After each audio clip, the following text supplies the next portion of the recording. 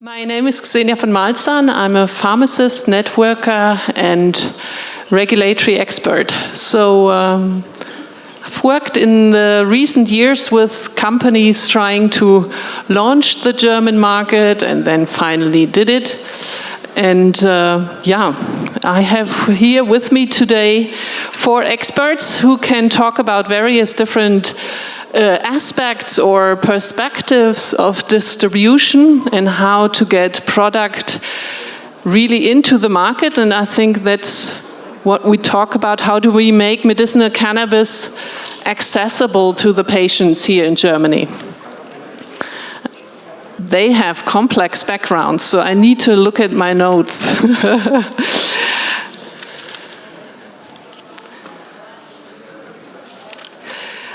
Yes, so let me start here from my left side. Toni Schröter, he's board member and head of compliance, let's say, the group compliance at Vico. And he is working then extensively in the sites to assure compliance with GMP on the manufacturing sites at Vico, such as Macedonia. And next to him is Cornelius Maurer, CEO and co-founder of Demican. And Demican is a company who received, as we've heard today a couple of times, the license to produce domestic medicinal cannabis here in Germany. On his side is Alessandro Rossoni. I hope that's spelled right. He's co-founder and managing director at Nimbus Health, and Nimbus is a wholesaler and GXP platform for cannabinoid medicinal products. They license as importer, wholesaler, manufacturer, and they already launched quite a couple of products, and which you might want to mention later on. And then at the far end, I have Benedikt Zons. He's co-founder and CEO of Cansativa. And Cansativa was granted in August last year with a permission for exclusive distribution of domestic cannabis. So Cansativa will act as the sole distributor for the cannabis agency in Germany.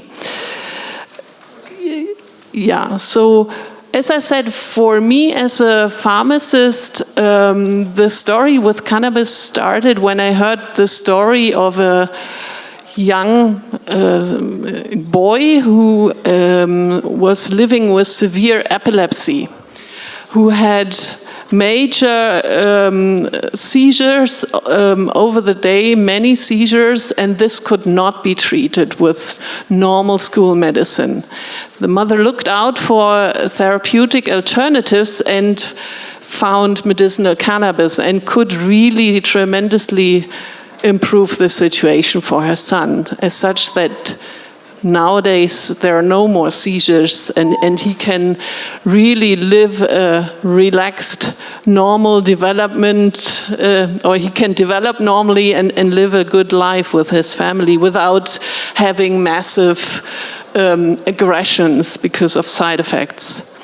So for me to see how medicinal cannabis as an innovative drug can solve really a medical need is what drives me to support also companies in reaching the German market, in providing access to this medicine. So I'm happy to discuss it from the various areas today. So it's essential to prepare companies to also be compliant on the German market, to guide them through the storms of the federal requirements across Germany. We have many, many federal agencies that are dealing with, depending on where you set up your company. So that's really critical on how to deal with them and the requirements.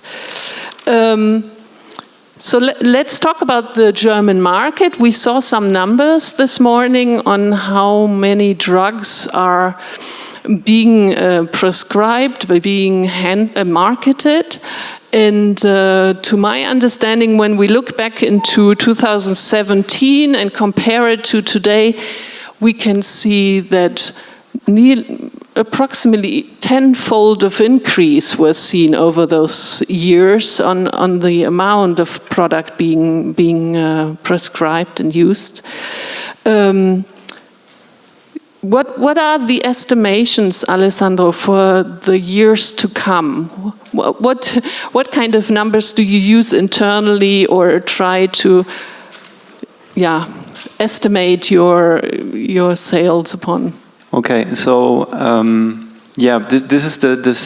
so we get approached by this question a lot from people coming outside of Germany, mainly, of course, because if you want to enter the German market, the first question that you ask is how big is the German market right now? Of course, there are numbers. I think that the politicians all stated 30 million currently. This number is semi-correct because this is the amount that has been applied for import, which doesn't mean that it is the amount that is actually imported. We had a short discussion before this panel, and I think we kind of all agree that we expect somewhere between 12 and 15 tons of medical cannabis this year, flowers being imported into Germany mainly. So this is the actual size question, and this would be probably the correct answer. If you are looking into the future, then it's becoming very interesting because there are many different approaches. There are a few companies producing reports on how big it could be and what the scenarios are. We maybe give some Nimbus insight. How do we approach our expectations in the next years? We do have some saturated medical markets in the world, being it the Canadian one, being it the Israeli one.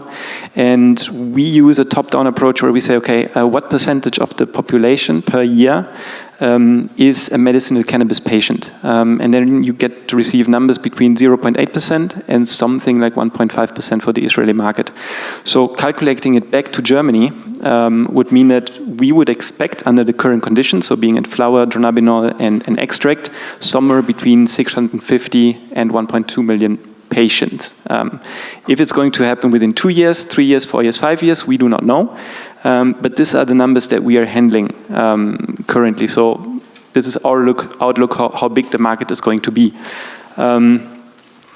Now the bigger question is, if it comes to legalization, to which degree comes to legalization in? We do have a quite good source, which is the World Drug Report, which measures the prevalence of cannabis consume in different countries. So illegal cannabis consumption in most countries so far. And for Germany, it's between 4 and 5%, and it's quite constant through the years. So under an assumption that maybe this is going to be the path that's going to be taken by Germany, companies could adjust the business cases to those kind of numbers. And that is basically the expectations that we are managing, which if you really calculate it are a little bit lower. The outcome is a little bit lower than what is expected by current reports, but you cannot really foresee the future. One argument that always pops up is, but the prevalence of the, let's say, gray or black market in Canada, pre-legalization, after legalization, is between 20 and 25%. So every fourth or every fifth person tries at least cannabis once in Canada per year. And that's the question. Is it going to increase from 4 or 5% to 20, 25% in Germany as well? We do not know. What we can see is that even prior to legalization, the prevalence of cannabis use in Canada was already 20 to 25%. So legalization didn't really increase the number. It just changed from black market to recreational market. So this is what what we as Nimbus, and I'm sure there are pretty diverging opinions about this, would expect from the German market. So if it stays in a medical range, we would assume we follow a saturation curve that at some point is going to reach somewhere between 0.8 to 1.5% of the population. If we move towards recreational, we expect that the saturation curve will tops out at somewhere between 4 and 5% of the population. But of course, also looking at the Canadian market, only because the recreation is legalized, it doesn't mean that the black market is completely taken out of the picture. So the 4 or 5%, you always need to include the black market figures into it. So this would be my answer to the question: how big is the German market? Now, as a pharmacist, I look at the medicinal cannabis side only, and looking at the setup of the German agency with the, let's say, domestic production plans, it's clear that additional importation is currently required and will maybe required for a longer time. Maybe, Alessandro, you can outline how different are the supply scenarios you see at the moment, but try to not go into too much detail, but maybe list a few different types we see. So you mean how companies can enter the German market? Yes, exactly. That is the question. Okay, so it's for me it's a multidimensional question. So the first, to be short, is setup. So let's assume you're coming from outside of the European Union and you want to do everything on your own. You would need to have a local subsidiary holding the licenses, of course, for narcotics trade and GDP license and also the narcotics license, of course. But if you're importing from outside of the EU, you will quickly realize that at some point you need to store your product somewhere, as well as being able to import from non-EU, also within the EU, and to batch release products within Germany. So suddenly you're moving from having a subsidiary with a few licenses to a full GMP license stack that you need. So this is let's say if this is the x-axis, this would be solution number one. Of course, the vast majority of companies do not need and do not require the full license stack. But it also goes to the other complete direction where you can work with companies such as Nimbus, but also Cansativa basically, and others who do have the full license stack, where you can lease out licenses, and thereby you do not need to have your own full license subsidiary here in Germany. And it also goes as far, and this is something that what we, for example, do with Althea, that you do not even have to have a subsidiary in the market, because a company can represent you on the German market and fulfill all the licenses that you need, also warehousing and commissioning. And if we then look in particular to the German situation and the changes we had in the Drug Act in 2019, this is when the German market really opened, and I was proud to find out that this was quite an innovative step from our company, so that's nice to realize there can be a few. Yes, and for me it was interesting to see that they go for a similar setup like the Dutch agency with the specific state-organized distribution. And I would like to find out or ask you, Benedikt, to share a bit from your perspective, what are the players in this setting, and what value does it bring to have that? Yeah, that's a very good question.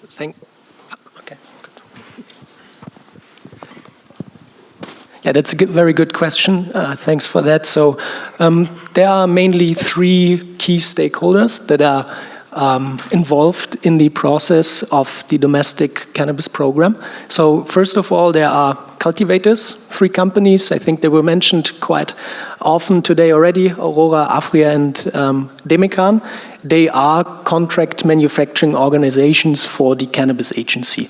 So basically, they produce 2.6 up to 3.9 tons of medical cannabis flowers a year, with more or less three different types: THC high, THC medium, and a balanced product.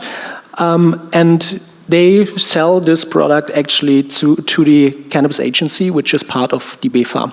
So the owner of the product would be then the cannabis agency, which is the second key stakeholder within this domestic cannabis program.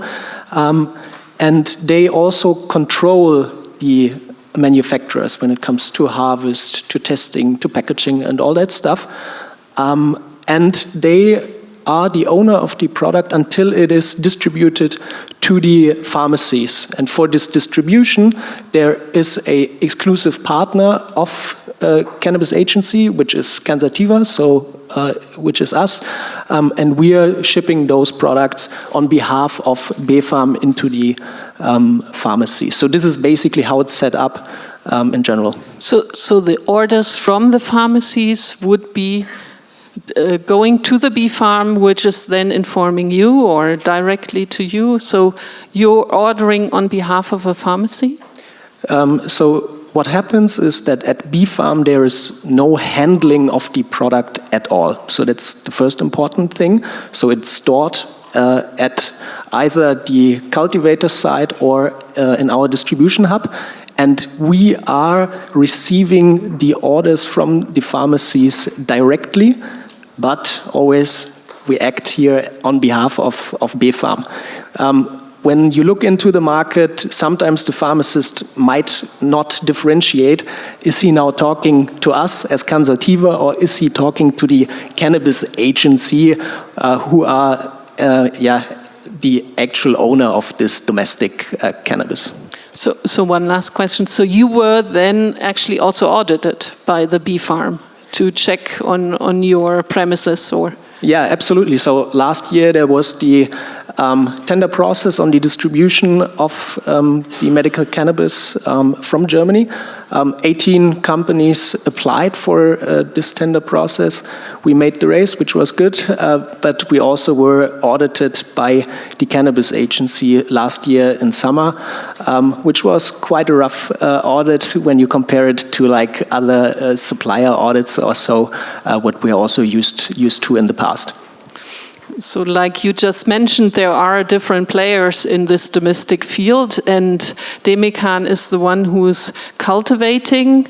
I assume you then also would expect to get inspected or, by the bee farm. And maybe you can talk a bit about how high the requirements are given by the license you won recently, How would you say, is it equal between you and a cultivator from abroad, or to put it directly, there is quite some difference between the level of expectations and maybe, or requirements. Maybe you can comment on that. Yeah, happy to do so. So yes, we will be inspected by the bee farm, by the cannabis agency. In fact, we're in constant contact with the cannabis agency. We have a monthly call. They check on the progress of the build-out, the progress of the cultivation. And yes, they will audit us, though roughly, once we are ready to be audited, which is going to be at the end of this year. And we're expecting to deliver medical cannabis flowers into the market in Q1 2022. So you will have our product soon. Now, are the requirements for us as medical cannabis producers in Germany higher than for other medical cannabis producers, be it in the European Union or outside of European Union? Yes. First of all, in Germany, we have to grow medical cannabis and process medical cannabis in a bunker. So, for example, in Canada, you have high security protocols, but it is basically video cameras all over the place. We have to build a bunker and grow and process in the bunker. So that is already a big challenge. Then when it comes to the cultivation of medical cannabis, we partook in a tender process, which we won, and we were rated, first of all, on the price, but secondly, also on the quality concepts, how we are going to grow medical cannabis. And we could only win this tender process by demonstrating that we will grow medical cannabis in superior quality. And from a pharmaceutical standpoint, superior quality means that the active pharmaceutical ingredients, which are THC and CBD, will be constant between batches and within a batch. So, we had to demonstrate that, and we could only win the tender because we were demonstrating that it would be of higher quality. So the expectation for our product is higher than the expectation for producers in Europe or outside of Europe. And cultivating medical cannabis is one part of the story. The other part is processing medical cannabis. And here comes EU GMP into play. Because actually we're cultivating under GACP, though it is in clean room environment. The product then has to be trimmed, dried, stored, packaged, and delivered to the customer. in the end. And for that, we had to demonstrate that we will become a pharmaceutical company, which we are by now. And so we not only build those cultivation rooms, but also all the GMP area to process medical cannabis, allowing us to actually build a center for medical cannabis, processing our own product, but also allowing product to come in from other European countries, be processed, so come in as an active pharmaceutical ingredient, and then be refined into EU GMP product, flower or extract. So that means the license which you got defines quite detailed how you produce. It would then also define what kind of product you're allowed to bring to the market. And I would be curious to find out how much did the bee farm really look into understanding what are patients' needs, what are needs related to all the different indications. I know there's a huge discussion ongoing about what type of product is the right one. How are you dealing with that? Because I assume the bee farm would then solidly concentrate on the monographs and what's written in them. Or maybe you can outline how this discussion goes about. Yeah, well, monographs are kind of kicked off at the bee farm, so they have kind of control in the direction how the monograph will be written, German monograph, and also sending impulses for the European Union, so that the European monograph will be in line with the DAB monograph, the German monograph. So first of all, you have to look at who is sitting in the cannabis agency. So what is their background? They're pharmacists.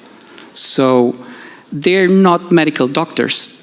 They're not looking at what cultivar and terpene profile will be best for this or that indication. They look at medical cannabis as a API. And for them, there are two main ingredients. This is THC and CBD. And they basically set out this tender process in that they wanted a high THC cultivar, a medium THC cultivar, and a balanced THC cultivar, meaning that 18 to 22% of THC, 16 to 12% THC, and a balanced one with 5 to 9% THC and CBD. And that's it. Terpenes at that point in time were not of consideration. They become more and more now. So this is advice to everybody wanting to bring product to the German market. Have a look at your terpene profile. How does it differentiate from the other products in the market? And the bee farm now has awareness of that. Thanks.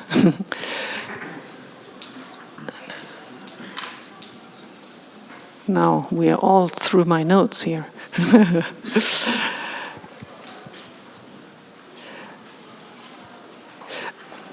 If I look at the requirements for GMP production, and I know they then should be added to the GACP requirements, we have those being looked at by the bee farm. We also have requirements towards the non-European producers. So maybe Tony, you can outline what challenges do you see when it comes to products coming maybe from your side in Europe, but also comparing it to those coming from further abroad? It's my experiences that countries like Israel now also start coming into the play and discussing or setting their standards up to the European ones.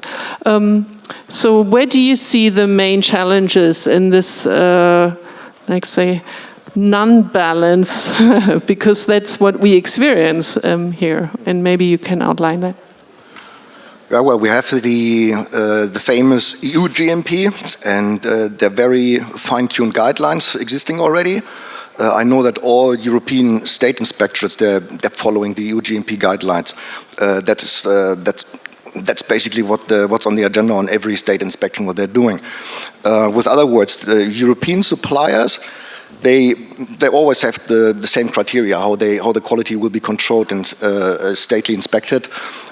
plus on top the audits that the clients or us as wholesale distributors who get the products from the suppliers in, we have to qualify them as well. We have to perform audits, which is exactly the same like a state inspectorate, but called audit. And I don't see the biggest problems there. There is differences between is somebody producing cannabis flowers or does somebody have an extraction facility, and big difference is also then do they irradiate the product to reduce microburden or germs, which I will say in a couple of minutes leads to other regulatory problems with bee farm. Overall, I can see there's still not enough product available from foreign suppliers.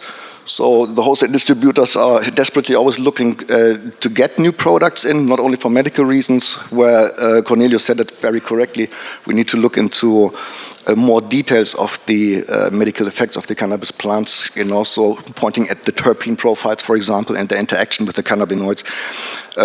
Anyway, we still need more product, and there's still not enough European suppliers that are fully compliant to get product into Germany. Currently, we still have the famous Dutch products, which is also irradiated flowers, and we've got huge amounts as supply from Denmark currently. But almost on a weekly basis, we get now also from third countries, from non-EU member countries, a product in now as well, which gets fully licensed. But that is actually a very tricky part, because non-EU member production needs to be compliant with EU GMP. They all call their manufacturing GMP compliant, but they don't even know what's in the European guidelines. But they are the ones that matter. And hence, it leads to a time problem, because the law says a European state inspectorate needs to do a state inspection in whatever country there is that wants to export to Germany. Yeah, and we recently had the news, Jamaica in that case, they got their products compliant. I wish I was the state inspector there, performing the audit or the inspection. Must have been funny with reggae music, but they managed. Yeah, we're in contact with lots of other producers in third countries like Australia, like certain African states, and we're even in contact there with parts of politicians like health ministries, etc., and consult them what it means to become EU GMP compliant. And due to COVID, there were a lot of delays in the inspections by the authorities. I think they did, or I was part of some which were held virtually in case there's not much risk. But specifically those sites which are far abroad, I'm sure they delayed in their inspections. Does that impact any of your partners? Obviously, and I even can give the time. Given a company gets ready or thinks is ready for EU GMP compliance, it takes up to a year before a German inspectorate goes out there and performs the inspection. Yeah, we're already setting up now for inspections in Canada and Australia, with 1 year ahead to get these things done. There are massive delays. So, with other words, the German inspectors might be understaffed. Let's put it that way. Let's talk about solutions here, and that has an impact. Another impact is, maybe if I swap over quickly to the regulatory side of cannabis flowers that are being irradiated, which at the moment the highest amount on the German market is irradiated because they're being produced in greenhouses. And you have to reduce the microburden.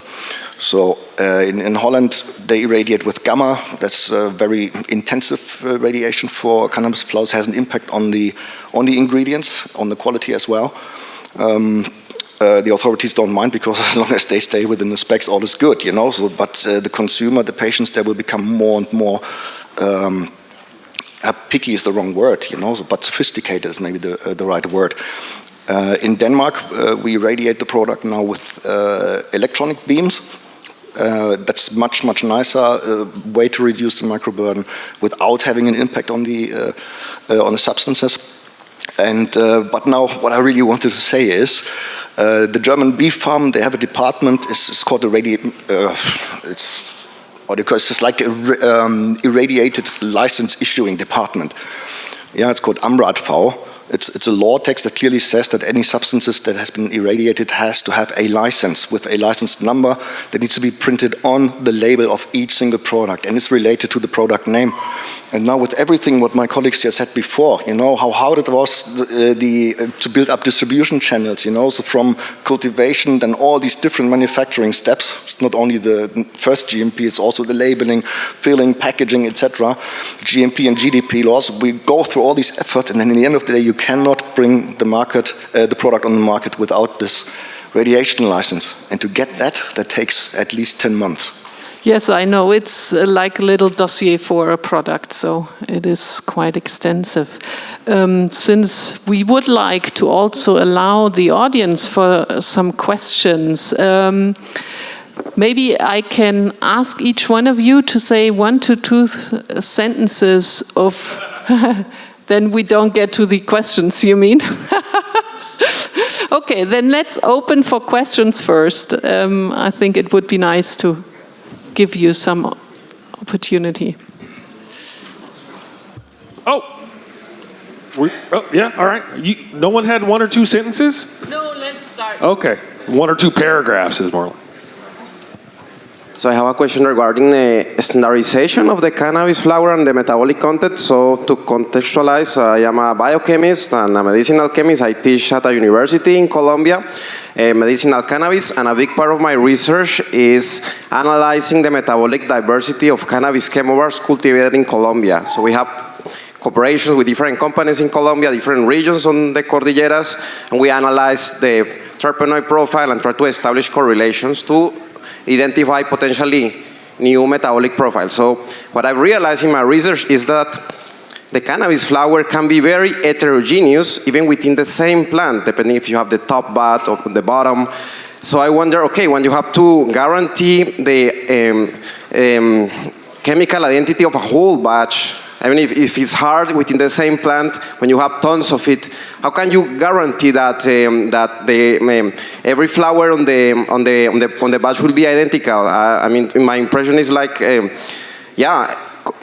harvesting your flowers and expecting them to be identical is like buying grapes and expect that all of them are identically ripe. So it's not how plant biology works. So how you overcome this issue, this fundamentally biological issue, to comply with the regulation, which is very strict. Thanks for the question. I think Cornelius would be a good one to answer. So maybe I can answer for the bee farm. The bee farm overcame this challenge by deciding that they wanted all medical cannabis that is being produced in Germany to produce in indoor facilities. So full control on all environmental parameters, allowing for a reproducible result. Now, this is the high pharmaceutical quality product you can obtain, and there you will get a more homogeneous product within the batch and between batches. However, it will never be in a whole room all equal, every flower, every plant. But you can reduce the variance. Now, next level is greenhouse production, and there you should opt for a producer that has a hybrid greenhouse with additional lighting, shading, blackout options. Air condition would be very nice and is randomly seen.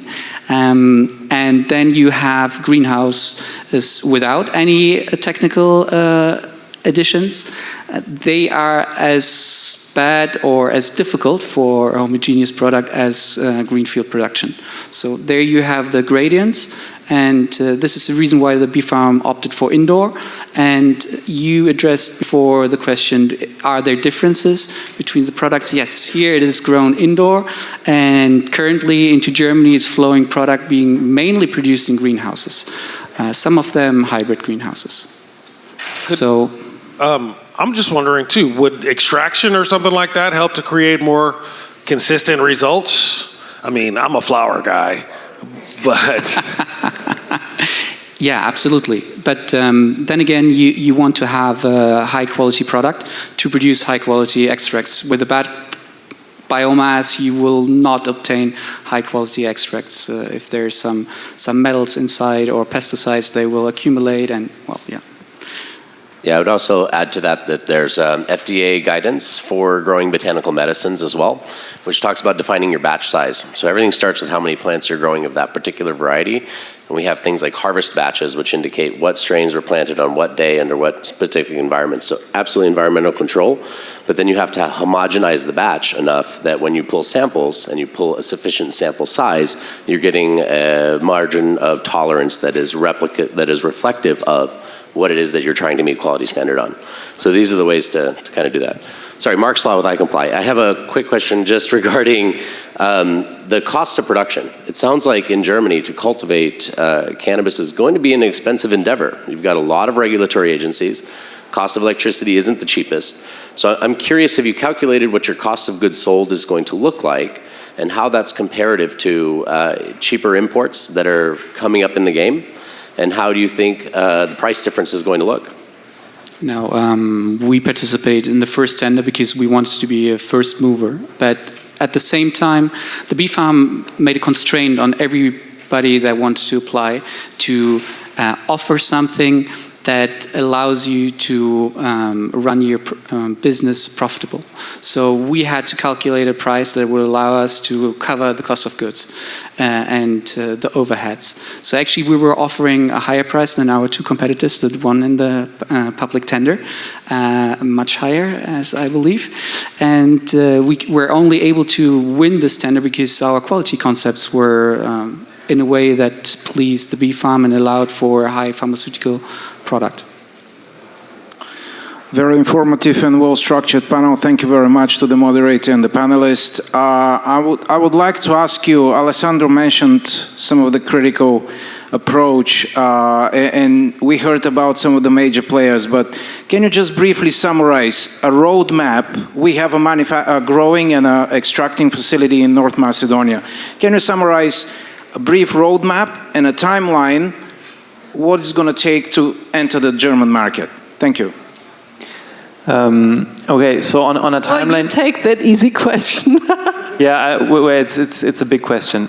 So on the timeline, as mentioned, you should have a Eugmp license in place at some point. Of course, in Macedonia, there's also some political regulatory issues that, does not allow export so far, but it will come at some point. And then you need to pick and choose your market entry strategy. You can produce for other companies who put then, of course, white label-ish, that you can white label the brand and then it's up to them to enter the market. Or what is from my perspective, the more interesting part is to be present on the market as a brand.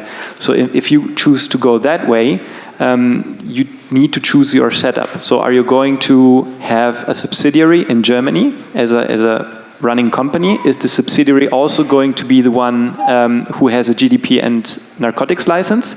Or do you say, no, we don't need any of this, and you choose a partner to work with who is going to be, let's say, your joint venture partner at some point, and represents you in the German market? So that's the setup question that needs to be solved first.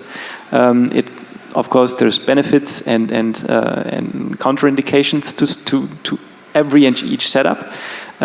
Which has to do with cost and benefit and risks scenarios. But then what also the title of this panel is how to get shelf space in pharmacies. Then once you are here and you have everything in place and your cannabis products are sitting here, the question is, how do you approach the market? Do you approach the market via being, let's say, self-payers or patient-focused who do not have health insurance coverage? For that, of course, price and to some degree marketing is key. But on the other hand, if you want to go the full medical road, I'm sure you've heard the pharmacists before, you need to generate prescriptions at some point. So you need to convince doctors that prescribing your product is somehow better, superior, or equal to products who are already on the market. So now you have to think about setting up a proper pharmacy sales force, doctor sales force that really goes to each doctor, knocks on every door and tells them about you and your products. So there are a lot of scenarios going from we only produce and send over white label to we produce and are present with our own brand onto the market, to whichever scenario, up to we are going with which strategy you choose to go. Are we going to be the more self-paying market approach, or are we going to be the more pure medical approach? So there's a lot of questions and pathways that need to be chosen. But I think everybody of us is open to have a chat with you, because we do have plenty of companies on the German market who are interestingly choosing each and every time a little different scenario. And now we can see how the scenarios play out and which do have success and which do have least success. But I think one big question we should address is whether you as a producer actually have to undergo EU GMP certification. If you do, it will take time. Tony outlined, now pandemic, inspections abroad are difficult. Maybe it's a virtual inspection, very difficult. But do you have to do it? This is the big question. Now, if you want to bring your own product and have your own subsidiary, Alessandro is totally right. We'll take the time, and this is the path. But if you want to produce, if you believe you're good in producing product, high quality product with low variance in the active pharmaceutical ingredients, then you can actually choose a company in the European Union or in Germany, such as Demican, which allows you a platform that is EU GMP certified and bring in your product as an active pharmaceutical ingredient. Be it for refinement of the product into an extract, and we can also market it for you, but we're not the only ones, to be fair. So this is another pathway you, as a producer, can take. But you have to make a decision. One last one. So my question would be for Benedict. Obviously, as the consumer taste or the patient taste become more discerning and that terpene profile becomes more important, right now, there's the irradiation that's required for producers in order to hit that microbial threshold under EU GMP. But is it important for cultivators moving forward to try to figure out how to cultivate without irradiating, or will the distribution desire moving forward continue to demand that irradiation to mitigate the risk of products not being accepted into Germany? Yeah, very good question. So I think, first of all, if you look into the market and observe what kind of products are available, you see that there are products that are irradiated and others are not. And you can get them prescribed. Yeah? So this is an observation where we see that maybe especially in the more self-payer segment, they might be more attracted to those products that are not irradiated. So this is something where I believe that this is important to understand. From a pharmaceutical standpoint, I would be always in favor of irradiation because, as you said, the limits of and certain thresholds, they can't be, let's say, regularly and consistently achieved if you don't irradiate. So that's my opinion and the opinion of our company. However, we see that there is demand for products that are not irradiated. So we need to somehow, as an industry, find the right way that we bring those products also in the future into the market that are not irradiated. Thank you all. Yes, thanks a lot. And do we have the time for each one to say last sentence? We don't have the time for one I'm or two. sorry. You had a chance. You had a chance for one or two last sentences. Let's hear it. That was very informative.